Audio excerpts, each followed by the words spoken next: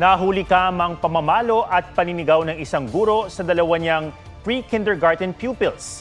May sumbong ding ikinukulong ng teacher ang mga estudyante kapag makulit. Ang exclusive report mula kay Mark Salazar.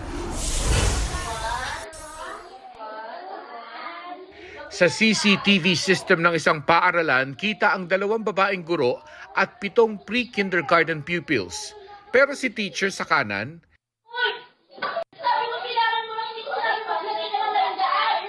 hindi lang pinalo ang batang lalaki, tila inambahan at binulyawan pa niya ito.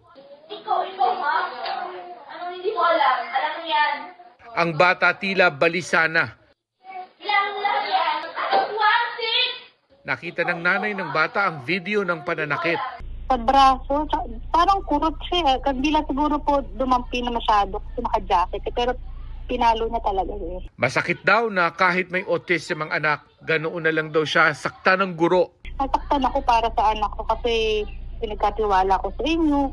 Kala ko magiging safe siya sa loob ng school niya. At saka knowing po namin CCTV, parang hindi kayo aware na sa ginagawa. Hindi sila natakot na may CCTV. Isang batang babae ang tila napag-initan din ni teacher.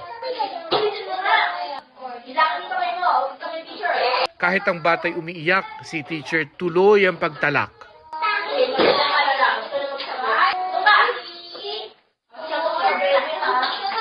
Naiiyak po ako sa ginawa sa anak ko. Hinampas po siya sa kamay.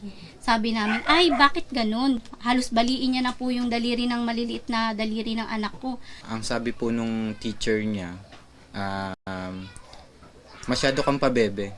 So which is sa nagtuturo ng mga ganun mga edad na bata, which is mali eh. Hindi ka dapat magaganon. Isinumbong din daw ng mga bata na ikinukulong sila kapag makulit. May tinatawag kasi silang dark room eh. Ang dark room pala nila itong at Sabi ng mga magulang, nagsorry na raw ang guro pero desidido pa rin daw silang maghabla. Nakausap naman namin sa telepono ang nagpakilalang may-ari ng paaralan. Humingi siya ng panahong mag-imbestiga bago magbigay ng pahayag.